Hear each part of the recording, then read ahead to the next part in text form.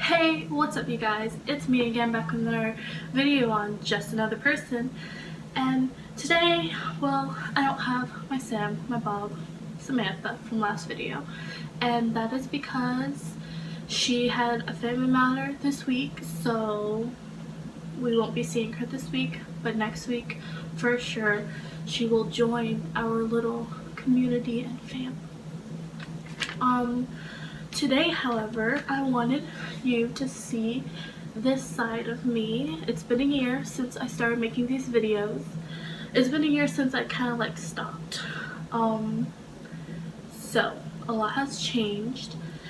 Specifically the last few months I've changed. Oh, that's my rabbits. Okay. So I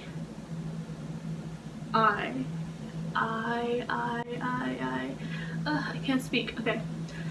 I am obsessed with true crime stories, like cold cases, unsolved murders, all this stuff.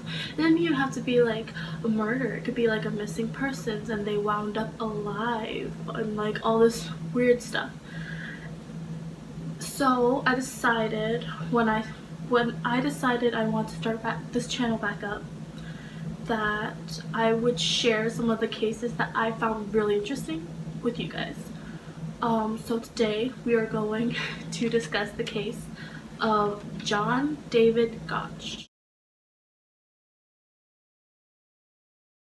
So I've actually seen like a documentary and a couple YouTubers do a video on him. So any ones I can think of, I'll put the link down below.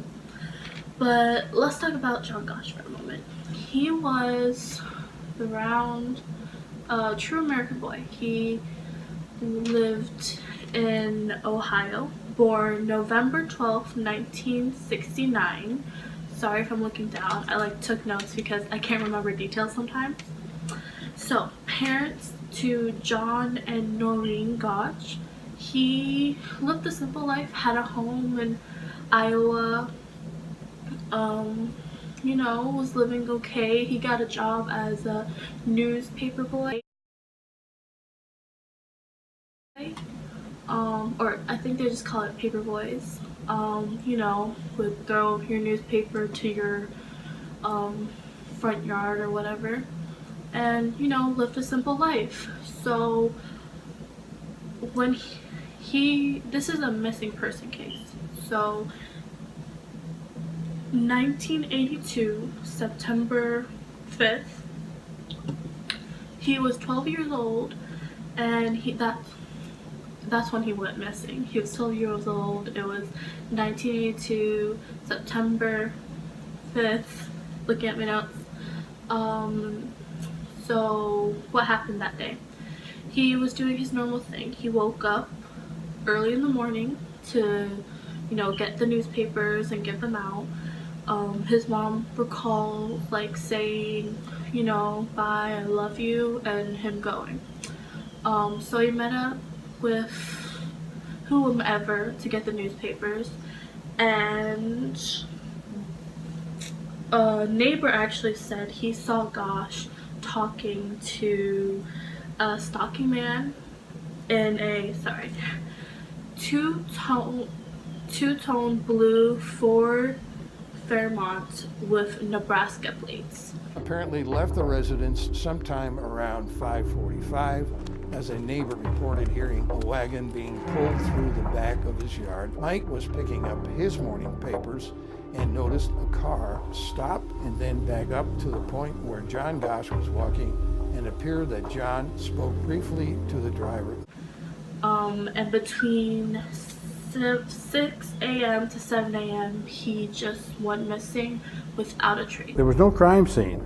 Nobody saw anything that to us was an explanation for the boy's disappearance.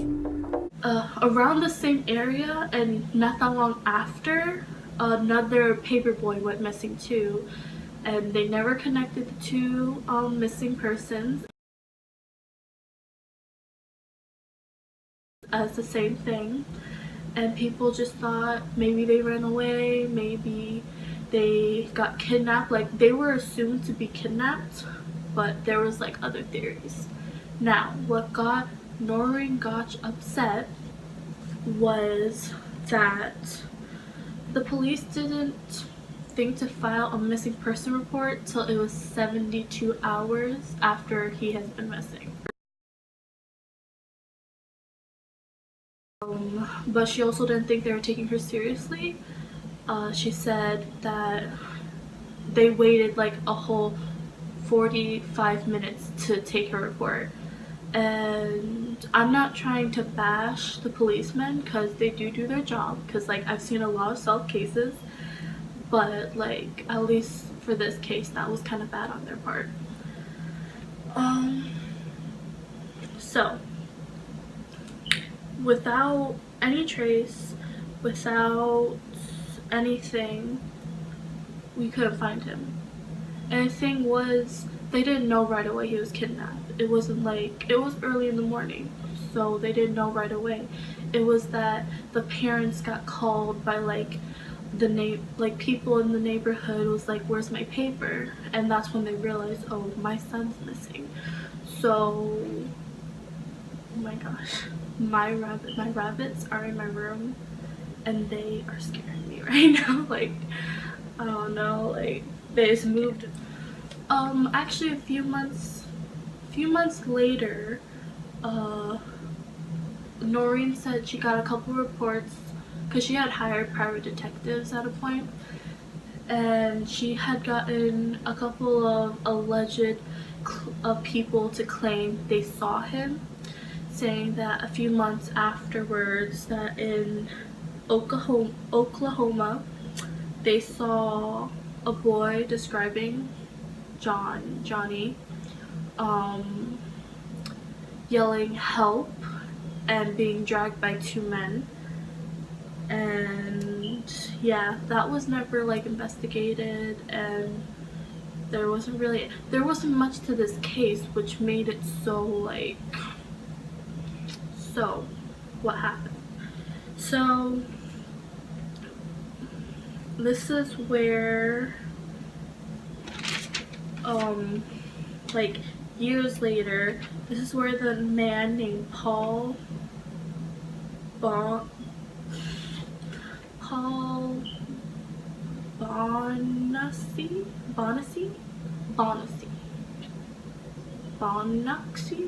I don't know.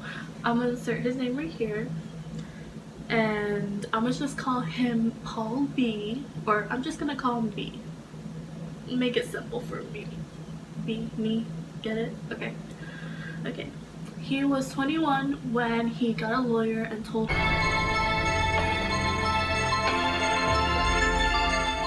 24-year-old Paul Bonassi, a victim of sexual abuse since the age of 6, is himself a convicted sex offender, has been diagnosed with multiple personality disorder. And this was huge because he said that he knew Johnny and he recognized Johnny. When Paul Bonassi first surfaced, I needed some time before I could go to the prison and sit down and meet with him. I could have strangled him, but I also knew that he had been forced to do it. He had been a victim also. Fills out a consent form, not knowing who this woman is. Mrs. Gosch wanted to talk to you. Just tell me what happened, please.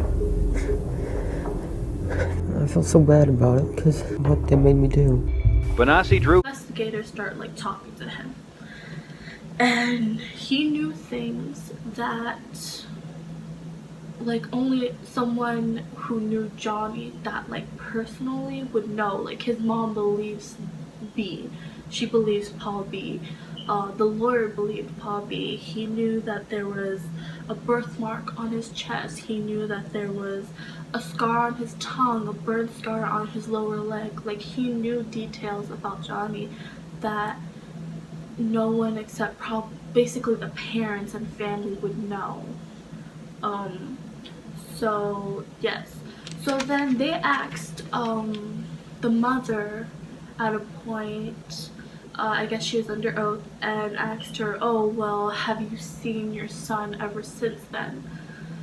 because now there's this guy saying he was, you know, in the same sex ring with him and all this stuff. So she said yes, which shocked everyone because, like, why didn't you tell us? So before I go on, I just want to say the whole pedophilia sex ring, I don't think it's far-fetched. Like, the investigators never used Paul as like that this is evidence, because they just said it wasn't enough, and so they just ruled him out as a witness and didn't take that information, which sucks. But I feel like what he said was true. There is a documentary, I forgot what it's called, but it goes on, and he's a part of the documentary. He's like telling them where they were, and I'll show it right here. You can see like him like crying as he brings them to the place that they were held.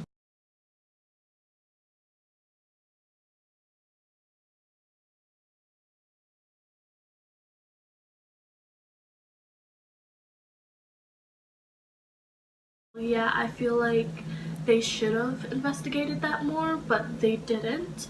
So what now? I don't know. But when they were talking to her, they asked, oh, why didn't you tell us before? This could have been wrapped up.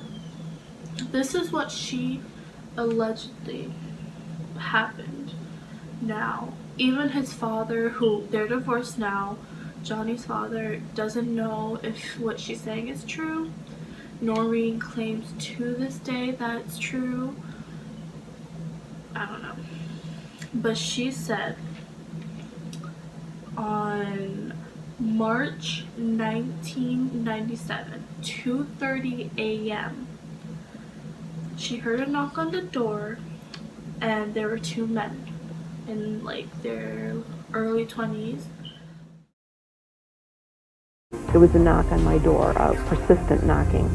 And I went to the door, and I could see a young man standing out there. And I kept looking at his eyes, and the eyes don't change. And so I said, who is it?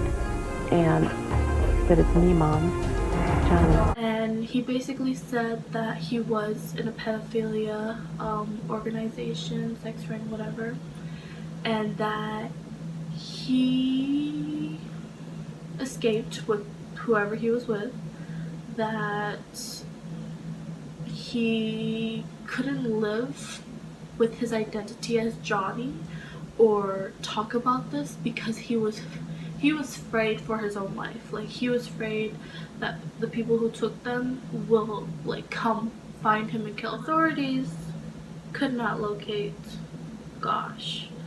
They could not find him. They ruled what she said was she had no proof that this happened. So between Paul B. and Noreen Gosch's claims, the police investigators, they ruled all of that out. So we are still at like point blank, there's no evidence.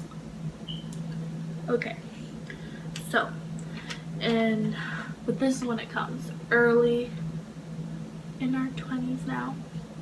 In our 2000s now, I should say, sorry.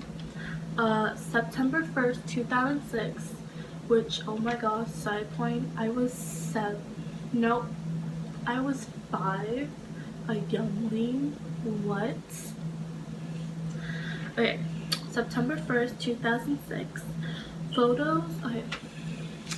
So basically, Noreen said that there was photos left on her doorstep, and the photos were like of 3 boys gagged, tied up, one like man looking dead and all that stuff. And she said that she thinks, oh, the man is probably like the man who molested her son and like all this stuff. But later on, the police in Iowa that have been like doing this investigation, got a letter, and this is what the letter said. Gentlemen, someone has played a reprehensive joke on a grieving mother. The photo in question is not one of her son, but of 3 boys in Tampa, Florida, about 1979 to 80, challenging each other to an escape contest. There was an investigation concerning that picture made by the Hillsborough County's Florida Sheriff's Office. No charges were filed and no wrongdoing was established. The lead detective on the case was named Zalva. This allegation should be easy enough to check out. So, the police contact Zalva. I want to say Zalva. They contacted him. You know, he was saying, yes, this is true, all that stuff, even though Noreen, even finding this out, was just like, no, that's my son. Like, you can't tell me that isn't my son. That's my son. She said the photos originated from like a child porn site and all this stuff. But they even said they were able to identify at least 3 or 2 of the boys in question in the photo. And she said the one they couldn't identify, she thinks that's her son. So, I don't know. Personally, I feel like the pedophile ring is kind of true. Like, we don't want to talk about it, but it happens. So people say that they like think they've seen him now and all that stuff, and there's even like a man, I forgot who he is, and I'll look like a little video or whatever, but they believe that that's John Gosch.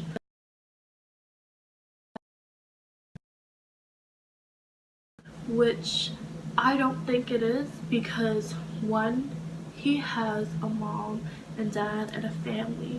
Like, there is proof that he's been living as who he says he is. 2, I don't think John Gosch, if what happened truly, if Noreen is correct and what happened did happen, that he would take on a new identity and then be in the public eye. That just doesn't seem smart, especially if he said he feared his life. What I think happened, honestly, I don't know. I think it's an interesting case. It's still to this day open cold case. So there's really no evidence, no trace. There's really nothing. Okay.